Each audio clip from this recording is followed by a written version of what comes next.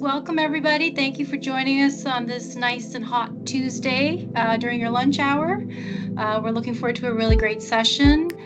Just before we start, we'd like to present a land acknowledgement based on Ontario Tech, as our speaker today is a faculty member there.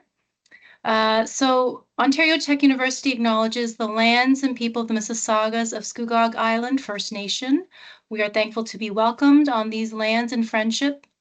The lands we are situated on are covered under the Williams Treaties and the traditional territory of the Mississaugas, a branch of the Greater Anishinaabe Nation, including Algonquin, Ojibwe, Ottawa, and Potawatomi. These lands remain home to a number of Indigenous nations and people. We acknowledge this land out of respect for the Indigenous nations who have cared for Turtle Island, also called North America, from before the arrival of settler peoples until this day. Most importantly, we remember the history of these lands have been tainted by poor treatment and a lack of friendship with the First Nations who call them home. This history is something we are all affected by, as we are all treaty people in Canada. We all have a shared history to reflect on, and each of us is affected by this history in different ways. Our past defines our present, but if we move forward as friends and allies, then it does not have to define our future. So thank you, everyone, and welcome again to today's session in the Earth District Speaker Series. My name is Nancy Won. I'm one of the project managers for Earth District. If you're not familiar, Earth District is a 5-institution consortium of universities and colleges committed to developing the sustainable technology sector in the Eastern GTA and beyond. And in the heart of the Eastern Greater Toronto Area, Earth District stands boldly as a catalyst for sustainable innovation and collaborative change. And we'll provide our website there. Now, this speaker series will be occurring throughout 2025 virtually and is led by Earth District members, which includes Centennial College, Fleming College, Ontario Tech University, Trent University, and the University of Toronto Scarborough. This Earth District speaker series is a dynamic forum designed to showcase innovative ideas, foster collaboration, and highlight the expertise within our community. We hope you enjoy today's session and join future ones. Okay, now I'd like to introduce today's speaker, Tanner Merlis, Associate Professor and Director of Communication and Digital Media Studies Program within the Faculty of Social Science and Humanities. Tanner is an interdisciplinary researcher at Ontario Tech University, specializing in digital media technologies and society. He is a former president and vice president of the Canadian Communication Association, and the author, co-author, and editor of numerous books and volumes. Tanner has presented numerous papers on the intersection of energy systems, environment, globalization, Hollywood, Silicon Valley, social media, AI, left and right-wing protest movements, and popular culture. So please welcome Tanner. Thank you so much. Good afternoon, everyone. I'm really happy to be here today to share some thoughts on Silicon Valley's energy and environmental sustainability initiatives, as well as some of the limitations of those efforts. Of course, I want to give a big thanks to the organizers with us here today. Thanks a bunch for the time and energy you've put into organizing this great speaker series. I look forward to the many that are going to be emerging in the future. And thanks also to the supporting universities and colleges and communities that are helping to promote this series, and a big shout out to my Ontario Tech colleagues for joining us today for this session. It's really great that you're here. And to those who shared their interest with the organizers in advance, if you recall, as part of the registration form, you could indicate what you hope to learn or take away from today's session.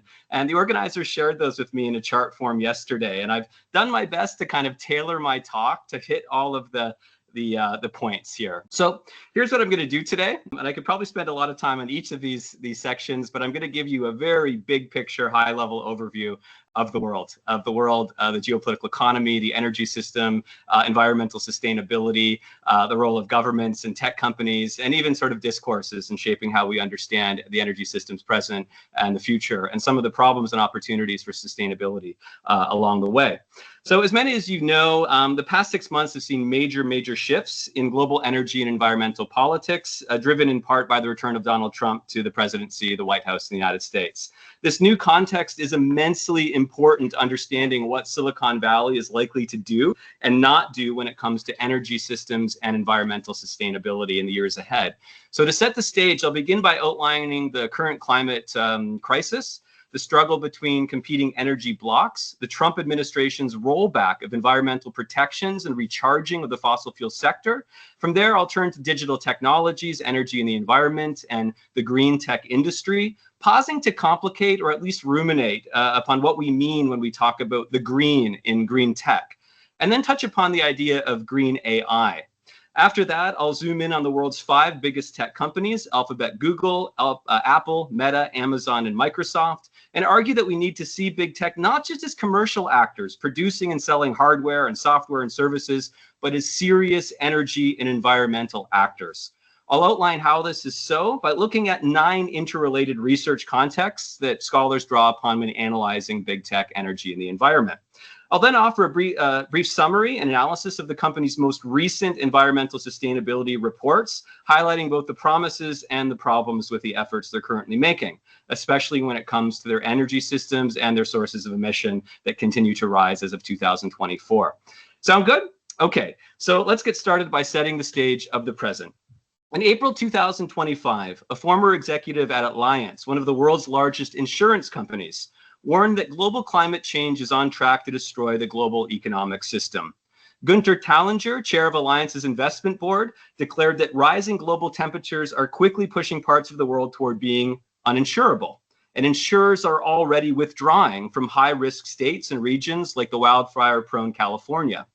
Now, without insurance, key financial services like investments and mortgages become inviable.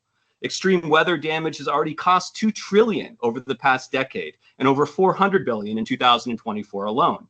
The US, the epicenter of big oil firms, accounted for nearly 80% of global insured losses in 2024, with households in states like Florida and Louisiana bearing the brunt through soaring premiums.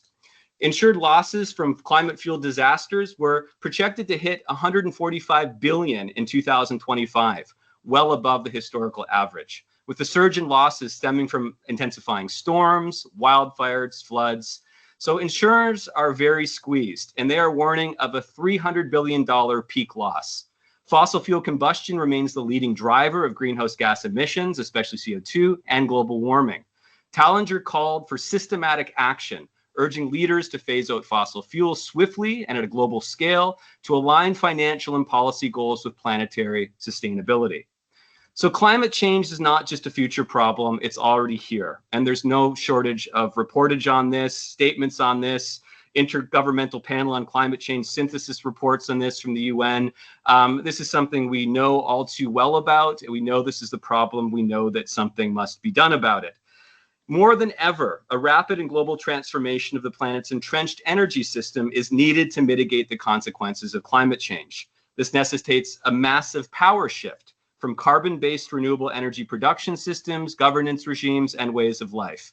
Yet, in 2024, global carbon emission dioxide levels reached a new record high. According to the International Energy Agency, CO2 emissions from energy combustion rose by 0.8 last year. So while it would be wonderful to live in a world where there was universal agreement on the urgency of rapid energy transition and the economic and political power to make a global sustainable future possible, the power shift continues to be among the most significant elite and popular fault line of our time. And my colleague Emra and many collaborators internationally have written and co-edited a lot of really thoughtful books on this power shift and some of the challenges and opportunities for it. So a global power shift is underway, but the scale and time horizon of a world after oil is still contested. The world energy transition is uneven geographically and temporally. Expanding its reach and contracting its impact, speeding it up and slowing it down, is a long-standing conflict between 2 energy power blocks. This is a political science term. Coalitions of corporate, state, and civil society actors that are battling over the dominant energy system of the future and the present right now. One bloc continues to champion the extraction, refinement, and burning of fossil fuels as long as possible. The other supports a rapid and universal transition to renewable energy. And as a rough heuristic, we can refer to these opposing blocs as fossil capital and green capital. And I'll talk about these 2 power blocks right now in a little bit more detail. The old guard of fossil capital is alive and well and fighting daily to preserve its dominance. This powerful bloc includes financiers like BlackRock and JP Morgan Chase, petro giants like ExxonMobil, Chevron, Shell, Saudi Aramco, trade groups like the American Petroleum Institute, which spent over $13 million lobbying during the 24 US election. It's backed by a chorus of authoritarian populist parties and politicians, Donald Trump in the US, Jair Bolsonaro in Brazil, Vladimir Putin in Russia, all of whom treat oil, gas, and coal not just as economic assets, but as core to their national identities. Their policies are cut from conservative think tanks like the Heritage Foundation and the Heartland Institute, which frame climate action as an attack on freedom or national sovereignty.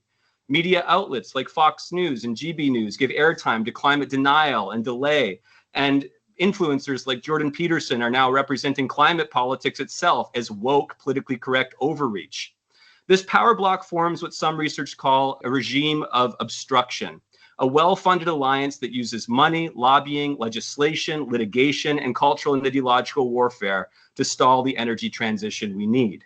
They work to secure revenue streams from carbon extraction, processing, and transport, while rallying public support around slogans like "Drill, baby, drill." Their goal is simple: delay, deflect, derail any major macro substantive shift away from fossil fuels to protect the status quo that is burning the planet. Now, apart from that energy block, sometimes overlapping with it in contradictory ways, is what we can call the green capital block.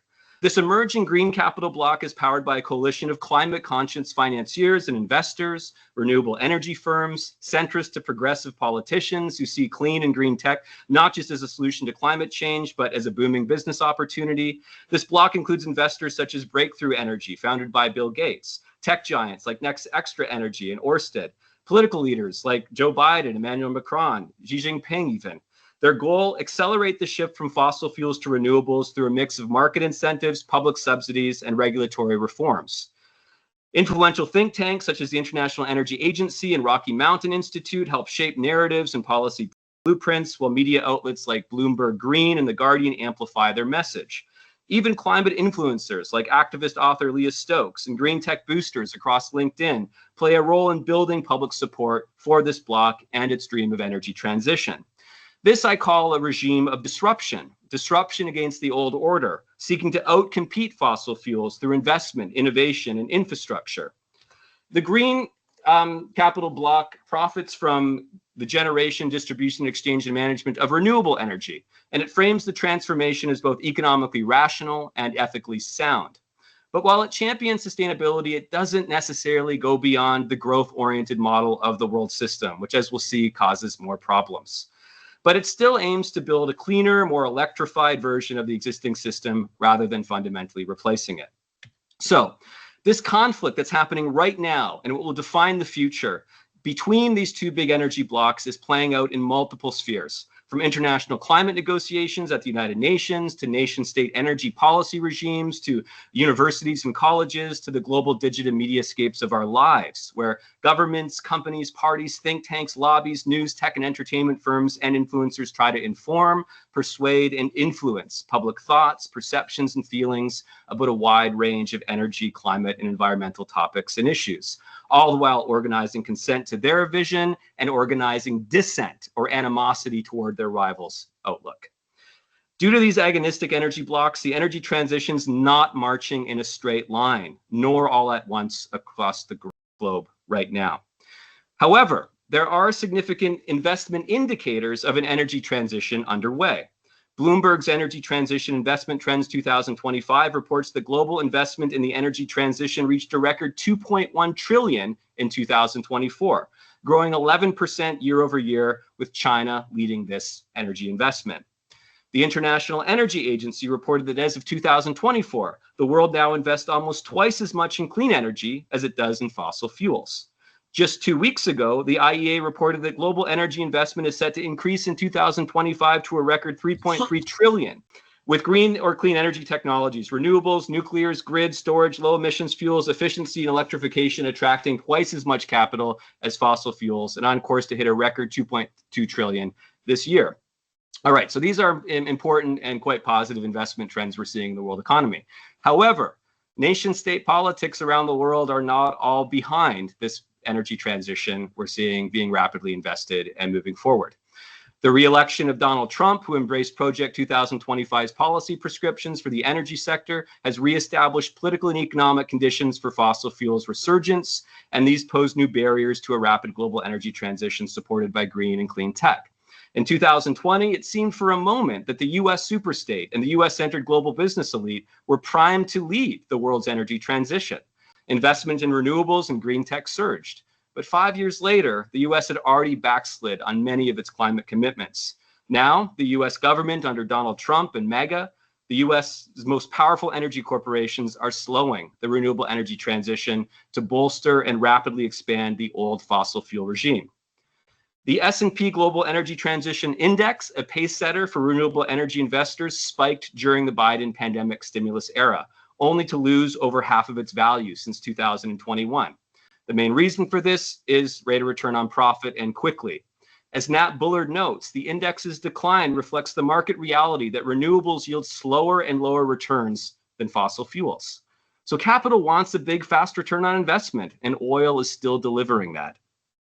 Ergwal's Investing in Climate Chaos project found that over 7,500 investors held $5.1 trillion in oil, coal, and gas assets as of May 2024.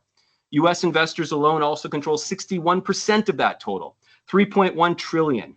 Blackguard, Vanguard, State Street, Capital Group, four of the world's largest asset managers, all based in the United States, collectively control $1.1 trillion in fossil fuel holdings. In 2023 alone, the world's largest 60 banks, especially US ones like JP Morgan Chase and Bank of America, lent $347 billion to 874 fossil fuel firms. Though some US banks joined the Glasgow Financial Alliance for Net Zero in 2021, most have subsequently dropped out. As of early 2025, just before Donald Trump returned to the White House, BlackRock, JP Morgan, and others simply quit the United Nations-backed Net Zero Banking Alliance. The message is very clear. When the US government power system shifts, Wall Street's climate commitments do as well. And what of the world's largest energy companies? Are they currently renewable or clean tech energy leaders? Or are they carbon giants? Today, fossil capital, not green capital, still rules the global energy industry. The Forbes Global 2000 list ranks the world's largest companies by revenue, profit, asset, and market value. Year after year, oil giants like Exxon, Chevron, and Shell, not renewable energy or clean energy companies, dominate the list's upper echelon. In 2024, US crude oil production by global energy giants increased and oil exports reached 4.1 million barrels per day. Fossil fuels continue to dominate international energy trade, with oil circulating at massive volumes and the US maintaining a very strong export share in this market. The imbalance is underscored by these export figures. Well, US clean or green tech exports grew to 286 billion. Fossil fuel exports remain dominant at 324 billion in 2024. So the retrenchment of fossil capital is not merely material, it's ideological and communicational. A Bloomberg analysis of the S&P 500 earnings calls in early 2025 revealed that corporate references to even environmental topics and issues had dropped 76% since 2022. What this means is that the big companies themselves aren't talking as much as they used to about sustainability and environment. The rhetorical retreat from sustainability mirrors the resurgence of fossil fuel. And Donald Trump's return to the White House in 2025 is enrolling coal over those who believe an energy transition, clean and renewable and green tech, is necessary. Trump has recharged the fortunes of the once waning power of the fossil capital bloc, using emergency decrees and executive orders to rapidly dismantle decades of climate legislation and Biden-era green transition initiatives. Bankrolled by $96 million from the oil and gas industry, an investment, not a donation, Trump is now delivering on what he promised to his stakeholders or shareholders. He has stacked his administration with fossil fuel executives like Chris Wright, Department of Energy, and Kathleen Smaga, and the Bureau of Land Management. His new National Energy Dominance Council fast-tracks oil, gas, and coal development on federal lands, including the Arctic. Within weeks, he declared a national energy emergency, reversed offshore drilling bans, resumed coal plant financing via the Export-Import Bank, reoriented U.S. development finance to promote fossil fuels abroad. Trump also withdrew the U.S. from the Paris Agreement, boycotted UN climate summits, defunded the Green Climate Fund, and mocked the Sustainable Development Goals. Domestically, he gutted the National Environment Policy Act, slashed EPA staff and enforcement, deregulated vehicle emissions, froze $3 billion in EV infrastructure funds, paused the Inflation Reduction Act, jeopardizing over $300 billion in clean energy investments. Offshore wind projects stalled. Trump's Department of Justice is now targeting state-level climate lawsuits as national security threats to America. The result is a stalled, messy energy transition and the bolstering of carbon capital once again. The US, the world's second largest energy producer, remains among the top polluters in the world, accounting for 13% of global CO2 emissions in 2024. Under Trump, climate denial and delay have become government ideology, and his so-called war on wokeness has morphed into a cultural assault on climate scientists themselves. That said, a symposium hosted by the People's Forum in New York a couple months ago gathered to debate whether Trump's return to the White House meant an end of green or carbon capitalism. My sense is not entirely pessimistic. My sense is that the answer to this question is no. And that's because renewable energy continues to receive greater investment and renewable energy and tech firms continue to grow. And China, the new rival superpower to the US, is leading the global energy transition. That said, for the near future, both energy blocks, carbon and green capital, will be backed by powerful organized business and government interests with competing visions for the future.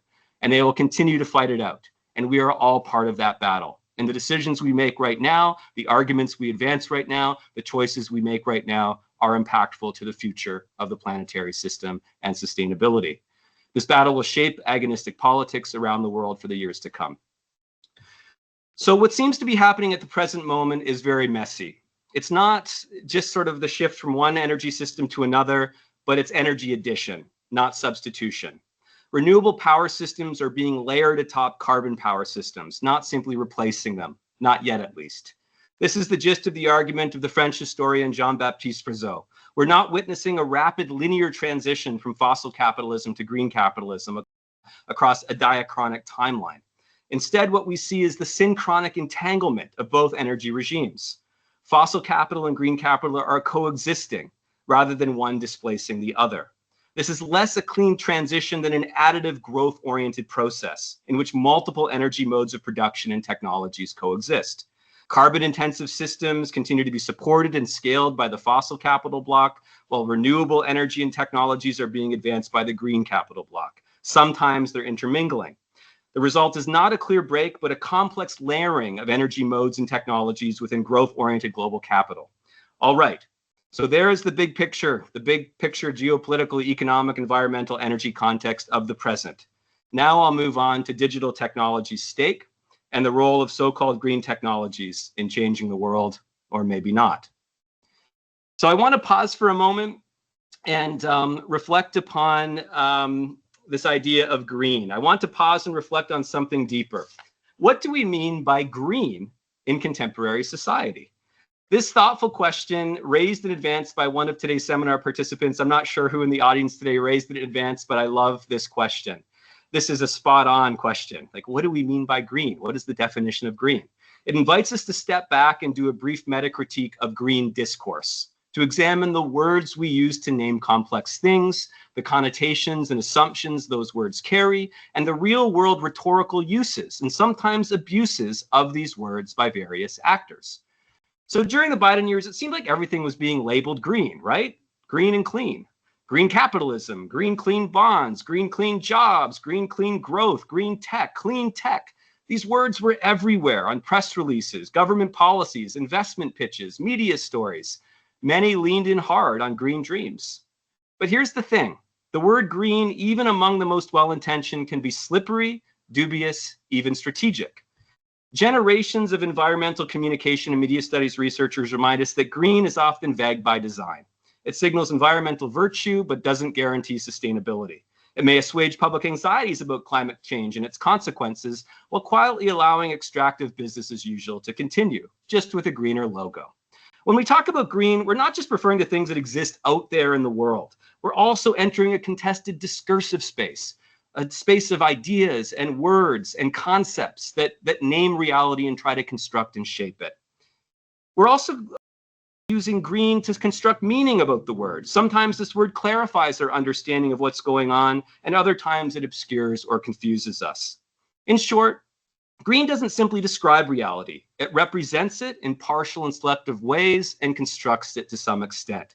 And at times, the term green serves to mask the deeper political economic systems that are anything but sustainable. Here, the word green then also alerts us to the long-standing problem of greenwashing. This is an important research literature on the problem as well as tools for assessing it. So let me indulge a bit and probe the uses and abuses of the word green further, posing some critical questions about green that scholars alert us to before I jump into the topic of AI. First off, green sounds nice, but who gets to define it and make that definition stick? What really counts as green? Who decides? Who has the power to slap the green label on something and make that meaning spread and become embedded in society?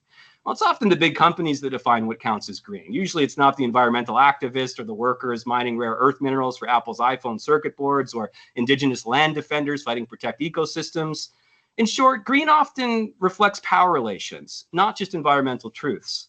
So when greenwashing or engaging in misleading communications and practices that intentionally or not induce false perceptions of an organization's environmental performance, companies will sometimes slap the word green onto their products and services, and then they suddenly look eco-friendly, even if they're not.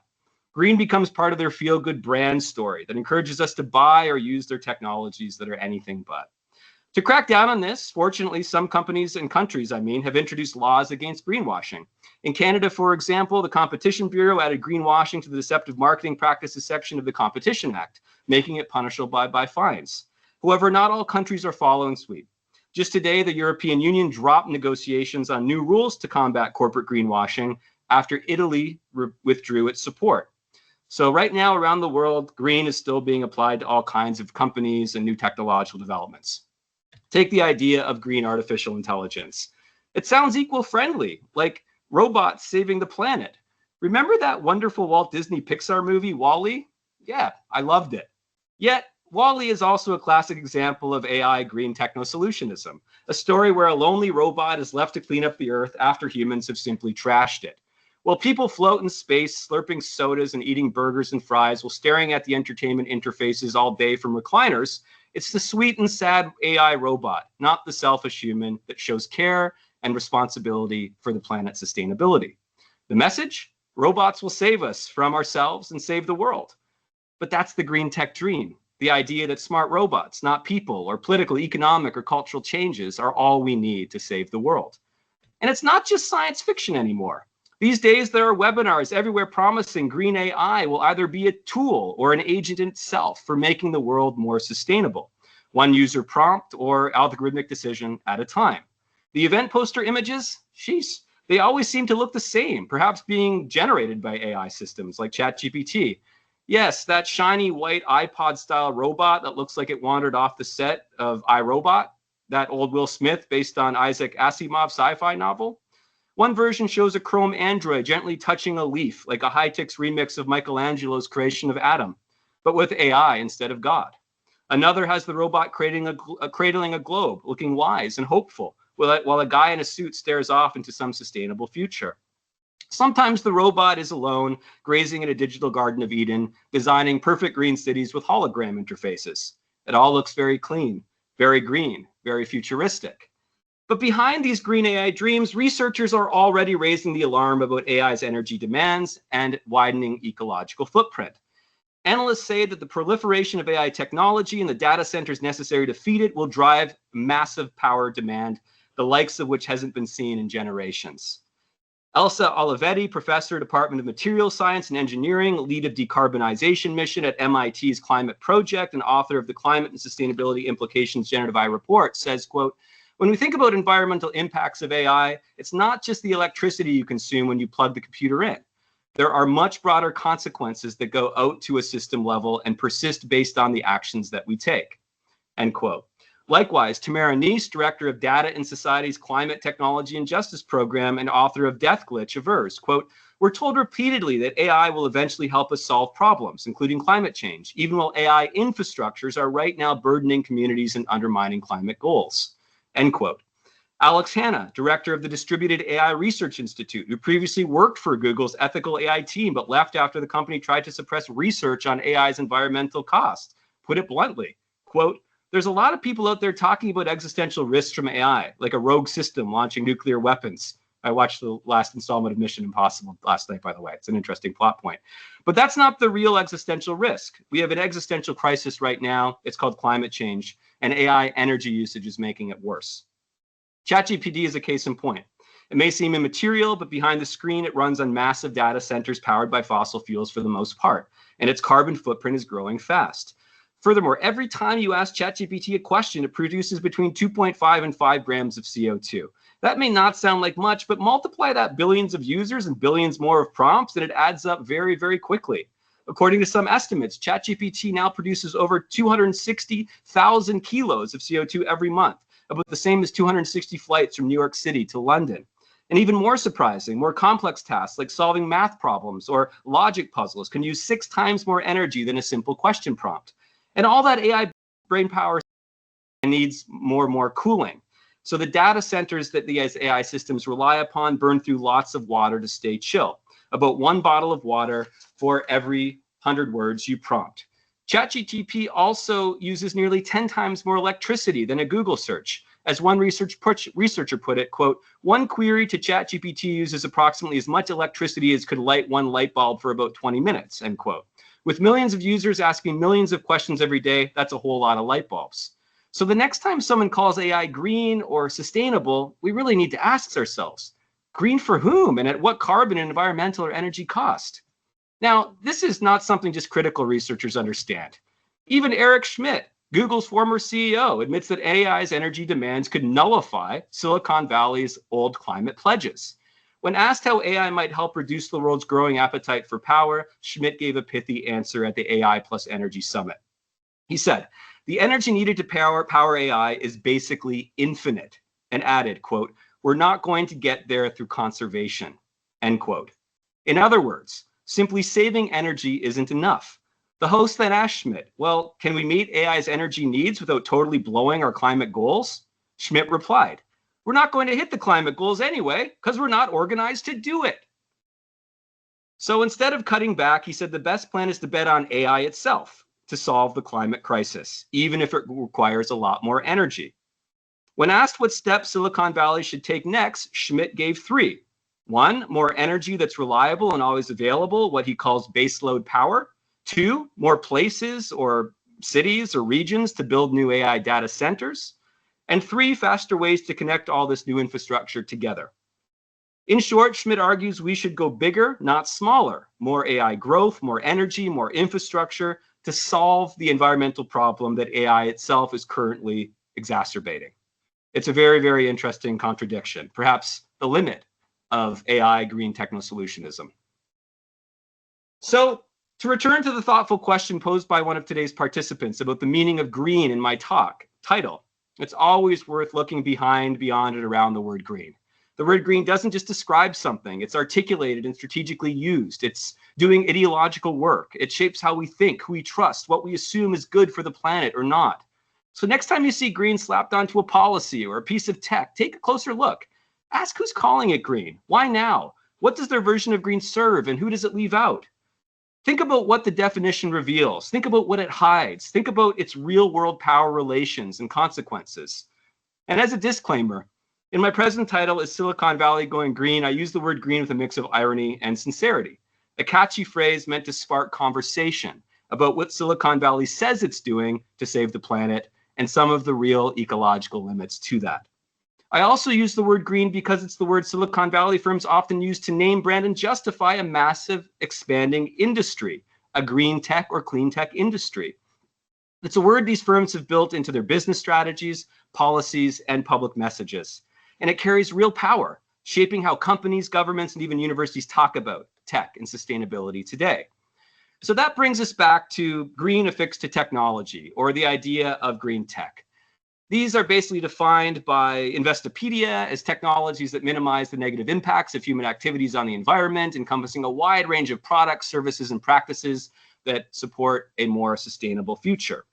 IBM often presents a similar definition, but links it to particular industry and particular product categories, some of which you can see here. So this green tech industry or clean tech industry is emerging, it's established, it's growing, it's large. It encompasses a wide variety of different market segments and products and services related to those. Everything from renewable energy technologies to energy efficient technologies to waste management technologies to transport technologies to carbon tracking technologies to wearable devices to all kinds of different water treatment technologies, precision agriculture technologies, and much more. IBM even mentions architectural technologies like energy efficient home and building designs that promise a future of net zero lifestyles, kind of as satirized in that funny TV series, The Curse. I'm not sure if folks have watched that, but it's worth taking a look. So anyhow, green tech today is a multi-billion-dollar global industry. There are 25,000 distinct climate or green tech investors globally. China leads the global green tech race with investments nearing $680 billion USD in 2023, making up 33% of the global total and doubling the US's contributions. But the US also has its share of green tech firms. As Time magazine recently notes, quote, the booming green technology sector is predicted to grow by 9.5 trillion by 2030. So much positivity surrounds green tech, which is framed by the World Economic Forum as having multiplier effects that help us achieve our global sustainability goals.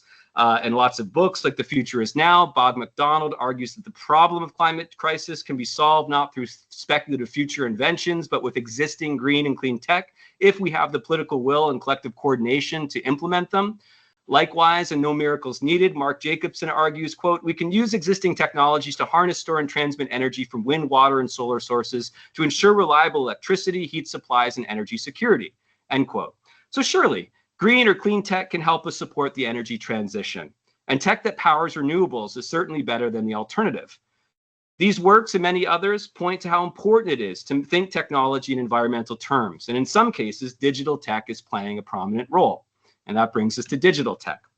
So it's common in research on energy and environment to sort of consider how banks, companies, institutions, governments, parties, NGOs, activist movements, and news media may catalyze or hold back the energy transition.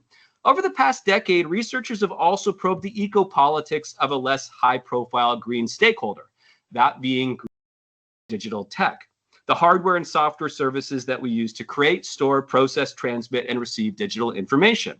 Smartphones, computer chips, storage devices, as well as operating systems, apps, algorithms, web browsers, sites, and databases, these are infrequently thought of as having an energy politics, let alone an interest in environmental sustainability.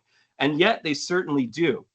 Ever since Richard Maxwell and Toby Miller's landmark 2012 publication, Greening the Media, numerous scholars in environmental comm and media tech studies, as well as political economy of tech and sustainability and energy humanities researchers, we've all encouraged folks to think and rethink the way we've been powering our digital technologies and the ecological footprint of these, especially after they are discarded.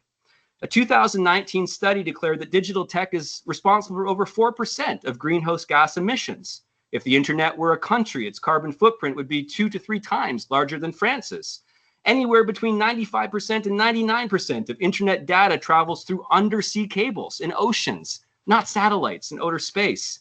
In these and myriad ways, digital tech and the companies that make them are energy intensive and environmentally consequential. So you want to understand the true impact of digital tech on the planet?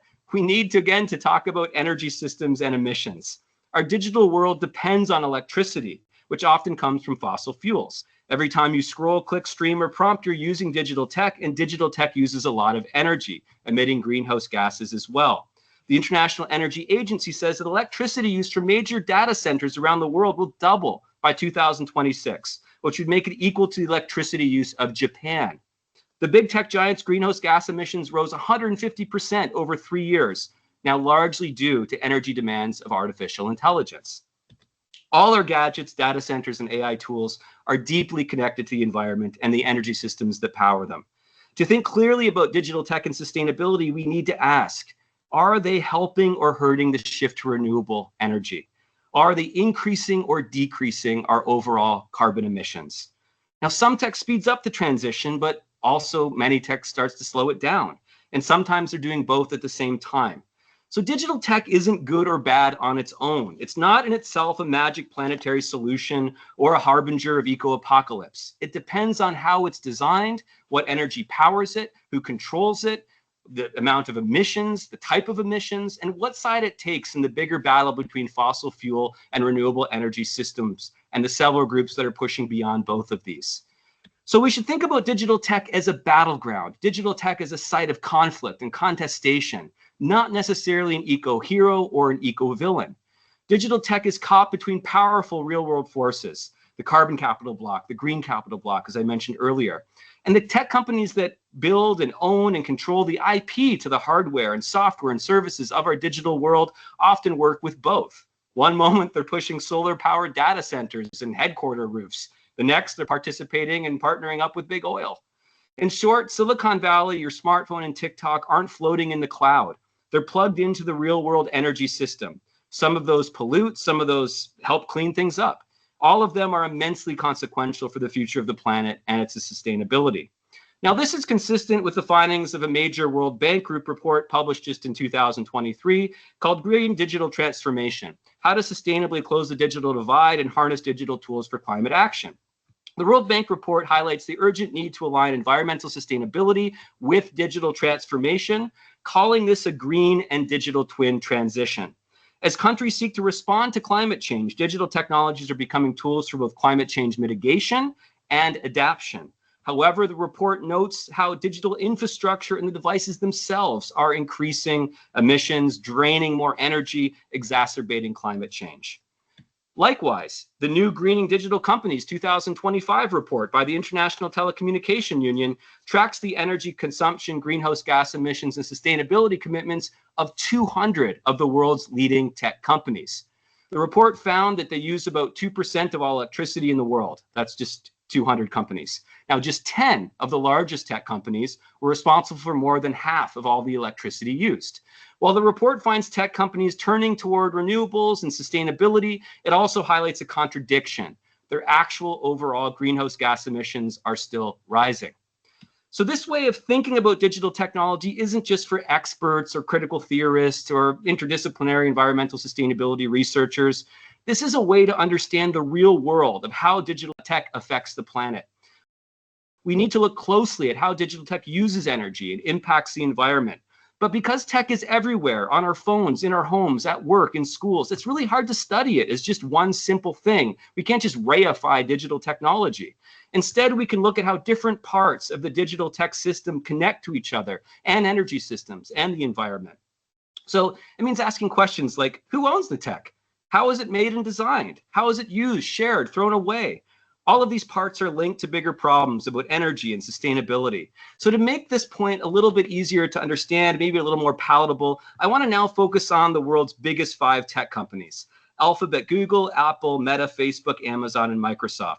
These are huge, powerful companies based in the United States. They're owned by some of the richest people in the world, and they top the global Forbes 2000 list of the world's largest publicly traded companies. So by studying these big tech companies, not just their apps or their websites or their hardware or their software, we can learn more about how digital tech shapes energy systems of the planet and what might need to change to make it more sustainable. So again, all of these companies are basically in the top 20 of the global Forbes 2000 list of the world's largest publicly traded companies.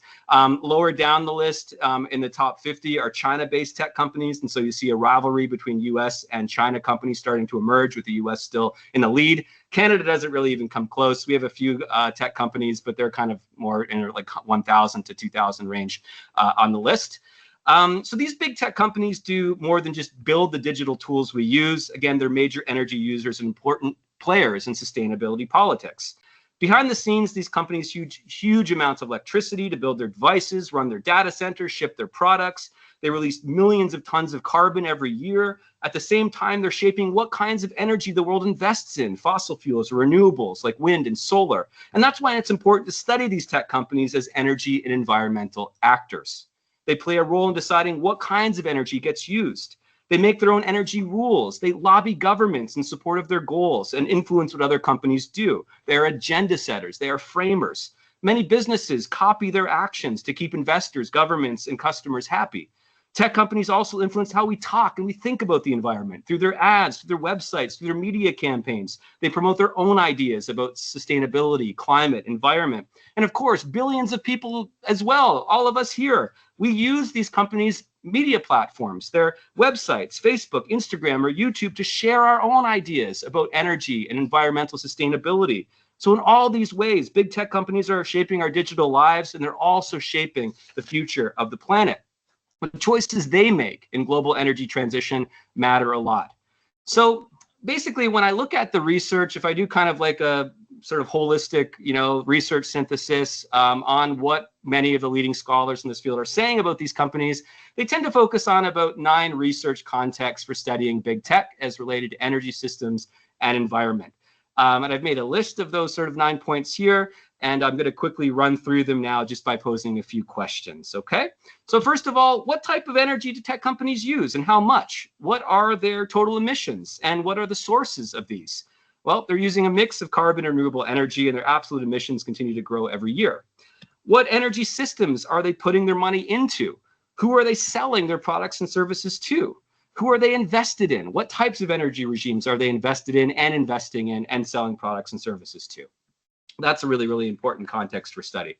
What types of governmental energy and sustainability policies do they formulate in-house and then externalize or promote out of house through their vast lobbying networks to try to shape public environmental and energy policy at the level of nation states? That's a very, very interesting question.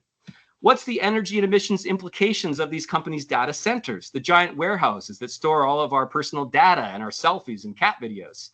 In 2023, the US had the largest share of global data center electricity consumption at 45%, followed by China at 25% and Europe at 15%.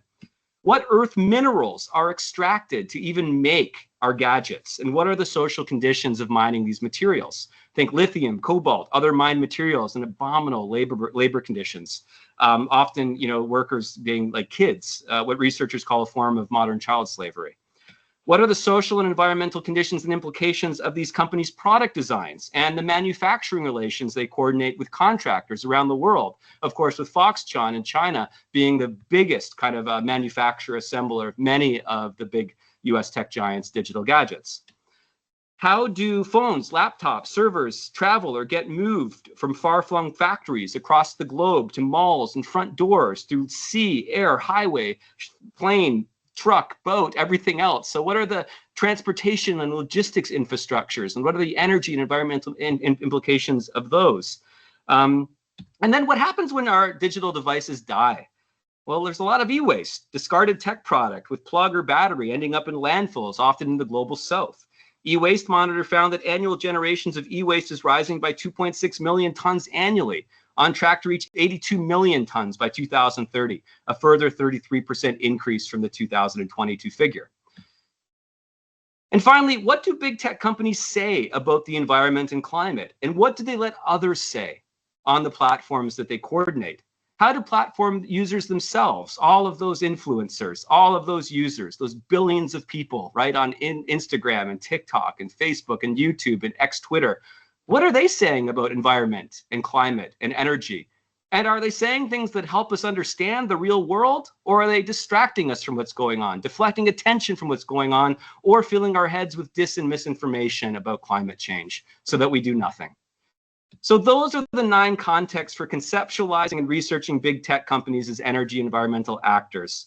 And there's a lot of sources that folks draw on to sort of, develop these research designs and implement them. But I want to wrap up today's presentation by focusing on one major research context, the first one that I introduced, that being the types of energy the big 5 tech firms use, their annual carbon emissions, and the sources of those emissions.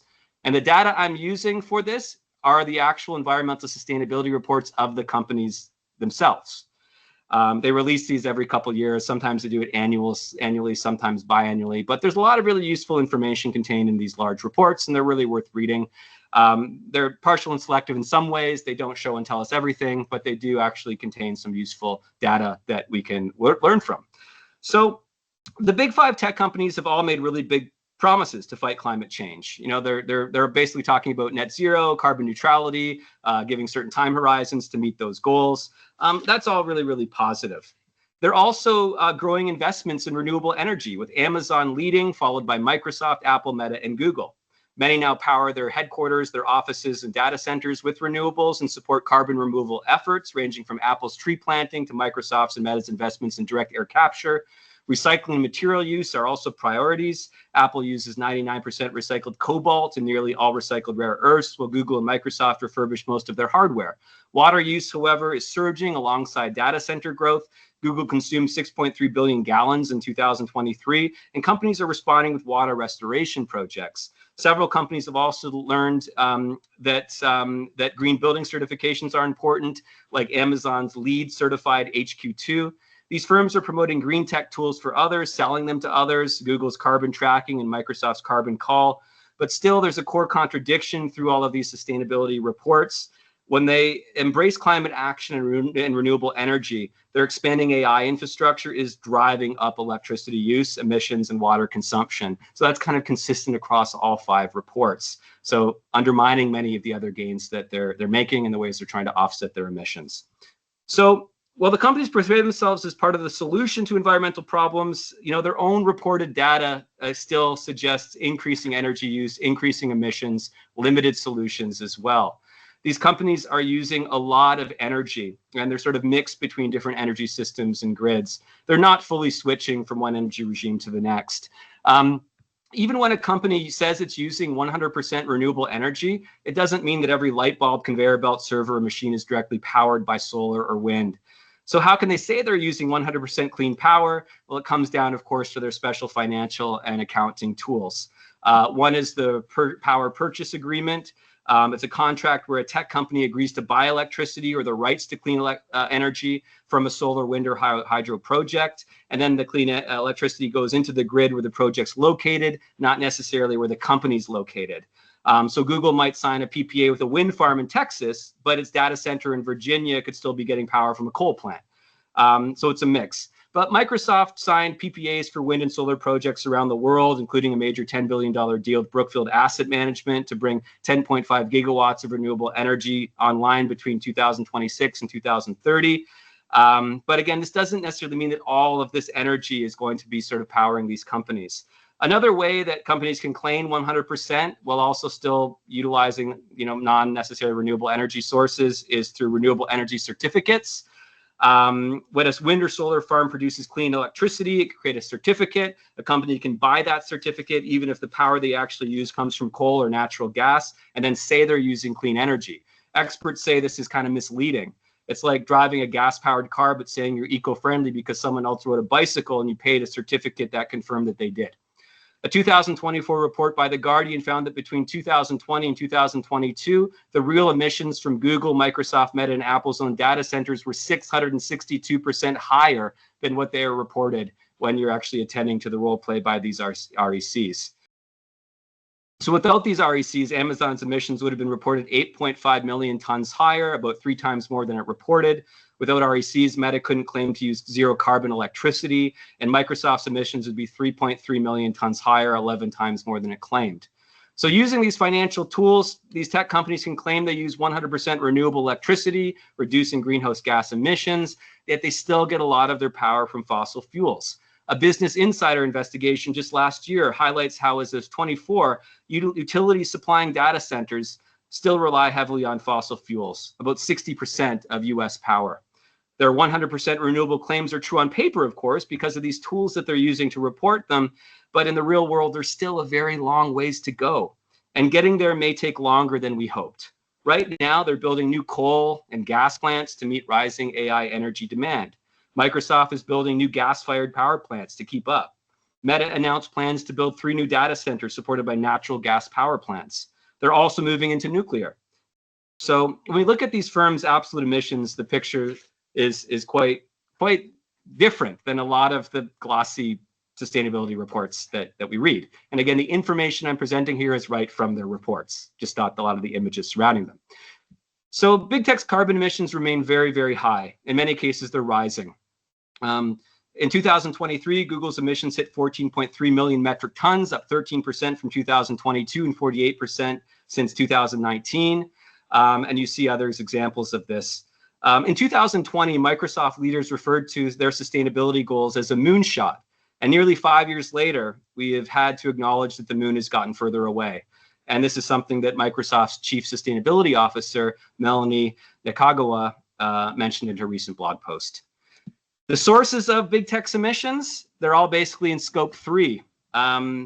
The Greenhouse Gas Protocol Corporate Accounting and Reporting Standard, GHG Protocol, defines scope 1 emissions as direct greenhouse gas emissions that occur from sources owned or controlled by the company.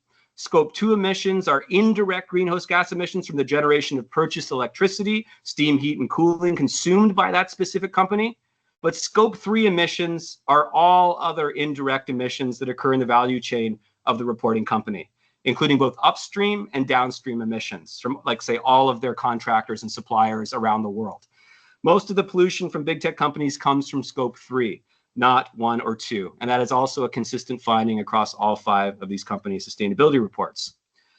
So cutting emissions from scope 1 and 2, like switching office buildings to renewable energy or using electric shuttles, is a really positive first step for big tech, surely. But most of these companies' emissions, again, between 75 and 99.6%, they all come from scope 3. The steady rise of scope 3 emissions across firms reveals a deeper contradiction.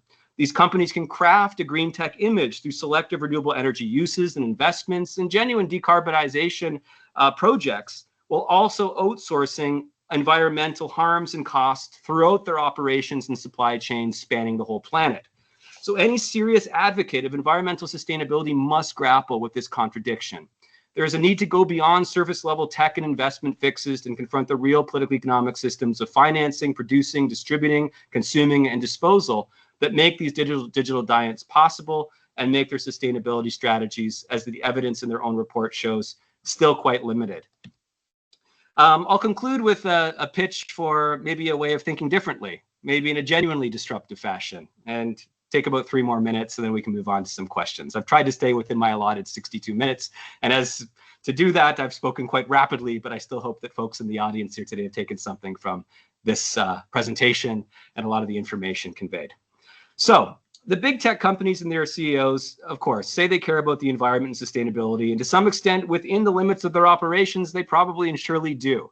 I don't want to cast aspersions upon intent or sort of call out folks as bad faith actors here. These companies are invested in certain decarbonization initiatives and certain sustainable initiatives as well.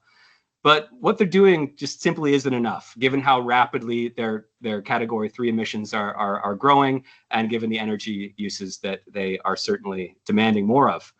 Their companies, the global market system they operate in, rewards constant growth. Their business models are built to grow.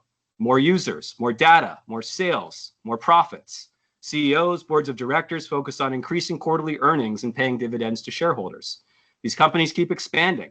That is what they're structured and designed to do. That is what they're legally obligated to do on behalf of shareholders. They're building more data centers. They're selling more devices. They're launching more energy-hungry AI systems. While they may invest in renewable energy or recycling programs, their overall emissions keep rising. Supporters of degrowth argue that improving energy efficiency is not enough. To truly reduce emissions, these companies would need to scale back. We all need to scale back. Make and sell fewer devices, reduce deliveries, limit services that use massive amounts of energy. But that's not what's happening, and it would be really hard to make that happen. These companies promote a culture of constant consumption. Amazon pushes faster and faster, frequent shopping experiences. Regular device upgrades, where we're throwing away our wonderful Apple smartphones, even though they still work perfectly, just to get the upgrade. Google and Microsoft rely on more subscriptions, more users, more data, more databases. Meta profits from our screen time, our interactions, advertising revenue that then feeds back into the system of production and consumption. All of this puts more and more pressure on the planet. None of the companies are trying to slow down production, end planned obsolescence, build tech that's truly repairable. And as of 25, the return of Trump has weakened climate regulations, rolled back renewable energy incentives, and emboldened a pro-fossil fuel agenda, reducing the previous pressure put on big tech companies by previous administrations, right, to follow through with their climate promises and pledges. At the same time, soaring energy demands from AI, particularly data centers, are outpacing the availability of renewable energy, leading to increased reliance on fossil fuels. In this new juncture, the gap between what these firms say and do may widen. I hope it doesn't, but it may. That means that research on this topic, accountability, transparency, is more urgent than ever before. So with that, I'll stop with a concluding question. Can digital technologies made by a handful of US-based global tech giants, 5 of them, truly support an environmentally sustainable and just future without transforming or rupturing with the growth-oriented economic system that is driving their endless expansion? Thanks very much for tuning in. I hope that presentation was useful to folks. Tanner, you left us with a really big question to think about. Thank you so much, Tanner. We really appreciate your inspiring talk. Your passion for digital tech is contagious. And your examples really helped us understand how vast and complex the sector is. And I think you really challenged the group to think about what is truly happening behind the scenes. Hi there. I don't have a question. I just wanted to say thank you so much. It was a really great talk. And I'm Carolyn Ritchie from Centennial, a member of the Earth District. So it's been really great to hear all your insights today, Tanner. Really appreciate that. And I really appreciate that, Carolyn. I know it's a lot to take in, especially when we're in the present. We're in media res, we're in the now. We've just had a totally new administration emerge, and a lot of the trends that we saw moving forward are now being paused or disrupted, and that causes some cognitive dissonance, right? And for sure. And it's hard not to feel sort of glum about that. Well, then also, of course, as Nancy points out, we have to have hope, and we have to still sort of fighting the good fight and pushing forward, because being hopeless will certainly not lead us to a better place. Yeah, we can't freeze. We have to do something, and figuring out kind of how to navigate these changes is half the battle. And if AI is the future, it's already been projected and determined to be the future. And every organization in our modern society, from governments to companies to universities and colleges, have basically just integrated. The question then becomes, how do we power that? What is the energy system? And how do we then reconcile our embrace of AI, right? Our usage of AI with our sustainability goals? Is it possible, right? Given the existing energy system that we're living in. One of the design goals of this presentation was to present more uncomfortable truths than to give answers to the questions I'm posing. To say these are more questions that we need to collectively address. Some dialogue around these questions that no one has the answers to. Yeah. And awareness building for those who want to tackle and explore the solutions and start figuring out what can be done, which is also part of the speaker series, to bring this group together, the different institutions, different areas of expertise, different opinions that people have, and see where there's opportunities for us to continue to move forward on dialogue, exploration, innovation, etc. So thanks again, Tanner, echoing. And I have to give Paul from Finland a shout out, because we are not just having a conversation that's relevant to Canadians. So I don't know if Paul's still on the line, but that's pretty cool. Thank you, Paul. Indeed, we really appreciate your presence here. He's asking if you can comment on the twin transition in Europe.